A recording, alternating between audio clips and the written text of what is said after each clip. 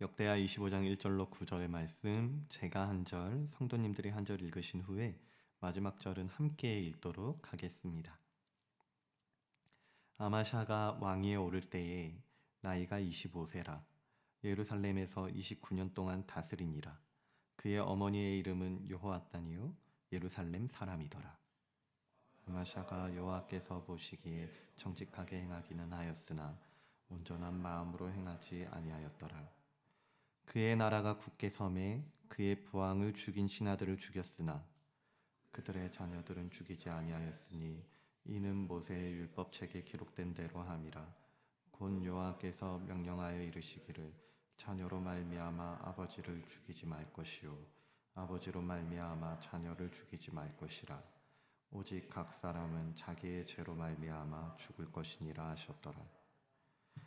아마샤가 유다 사람들을 모으고 그 여러 족속을 따라 천부장들과 백부장들을 세우되 유다와 베냐민을 함께 그리하고 20세 이상으로 계수하여 창과 방패를 잡고 능히 전쟁에 나갈 만한 자 30만 명을 얻고 또 은 100달란트로 이스라엘 나라에서 큰 용사 10만 명을 고용하였더니 어떤 하나님의 사람이 아마샤에게 나와서 이르되 왕이여 이스라엘 군대를 왕과 함께 가게 하지 마옵소서.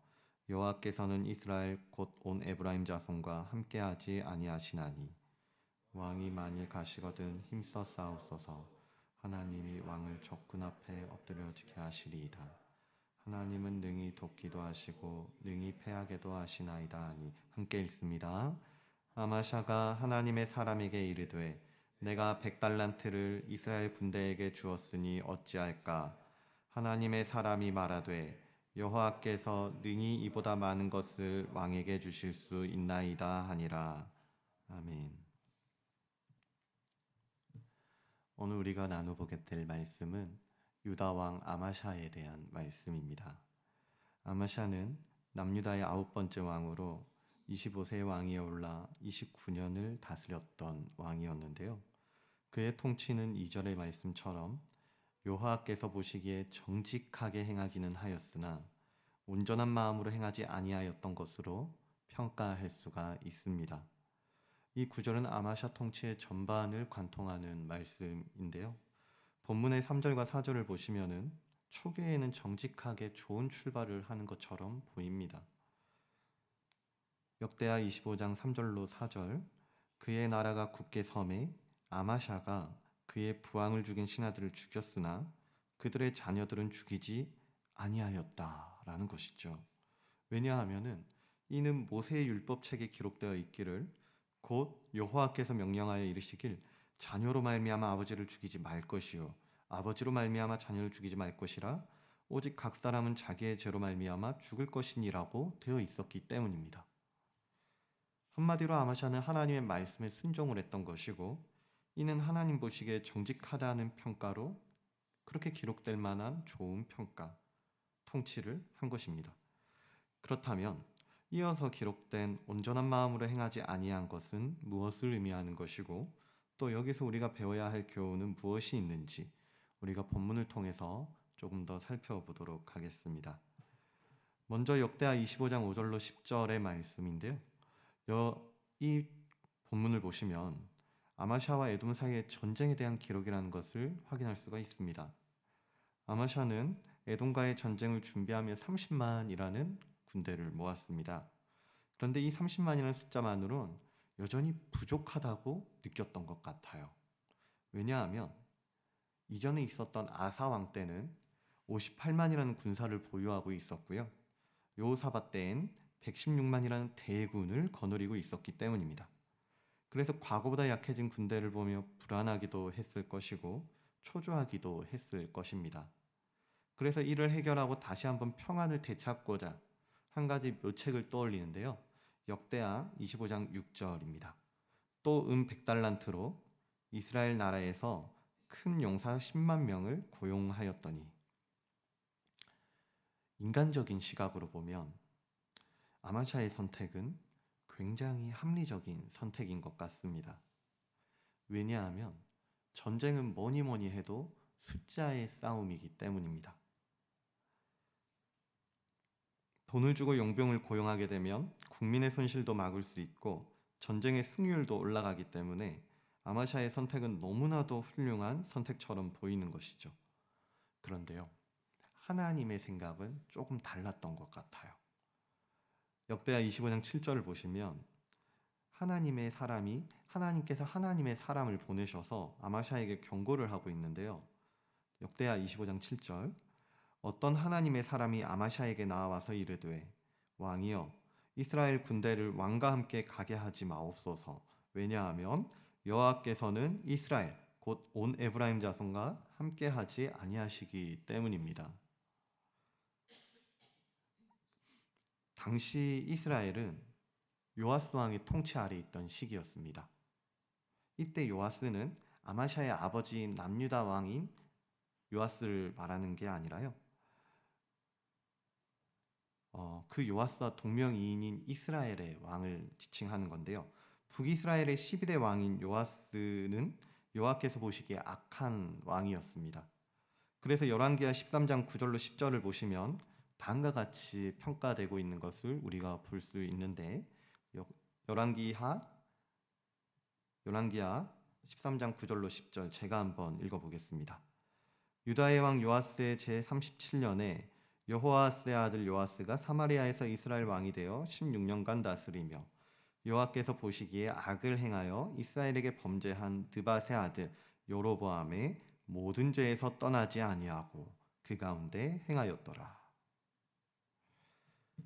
요아스에 대한 하나님의 평가는 여호와께서 보시기에 악한 왕이었던 여로보암을 그대로 빼다 박았다는 겁니다. 그런데 문제는 요아스의 통치 아래에 있던 백성들 또한 우상 숭배와 타락으로 점쳐지고 말았다는 거예요. 하지만 하나님께서는 하나님의 사람을 통해 말씀하시는 거죠.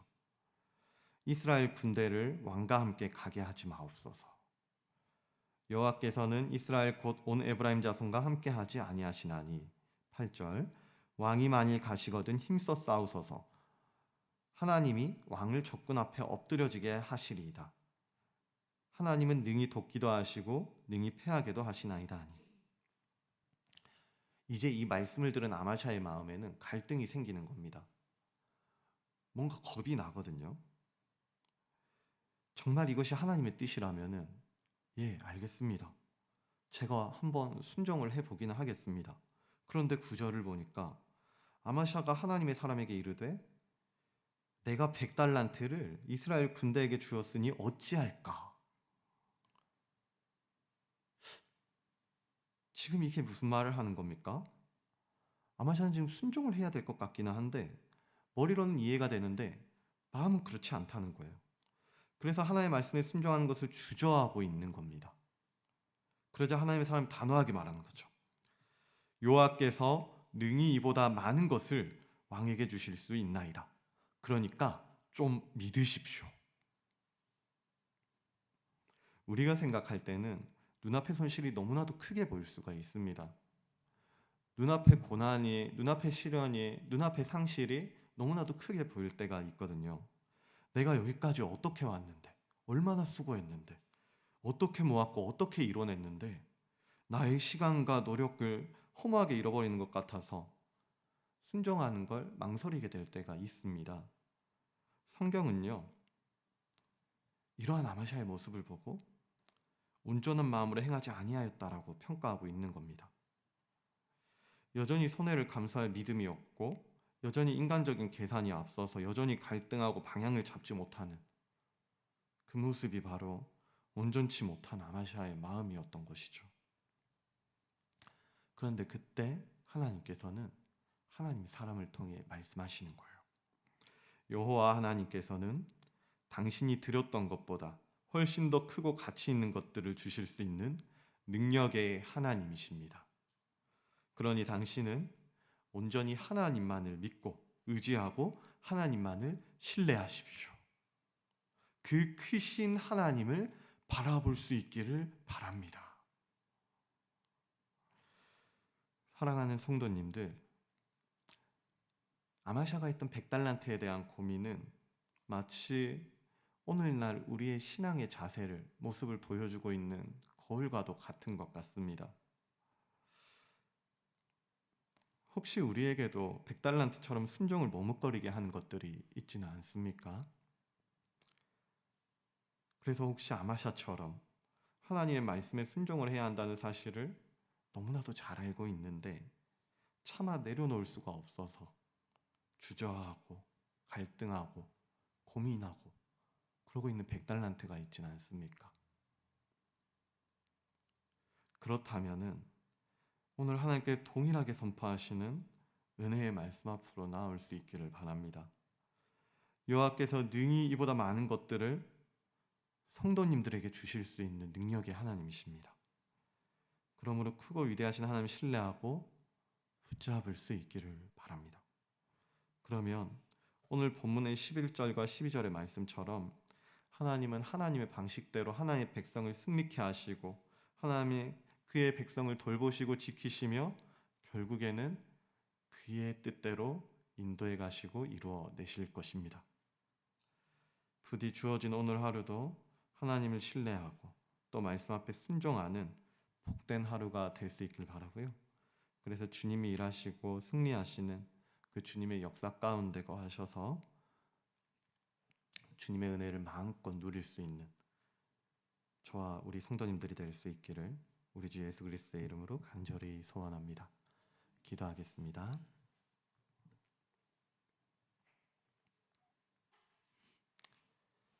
사랑과 은혜가 충만하신 하나님 아버지, 오늘도 그 지혜의 말씀 앞에 유다 왕 아마샤의 이야기를 통해 저희 신앙을 되돌아보게 하시니 그 은혜에 감사를 드립니다. 우리는 그의 모습을 통해 손님 앞에 망설이고 갈등하는 나의 신앙의 자세를 돌아보게 됩니다.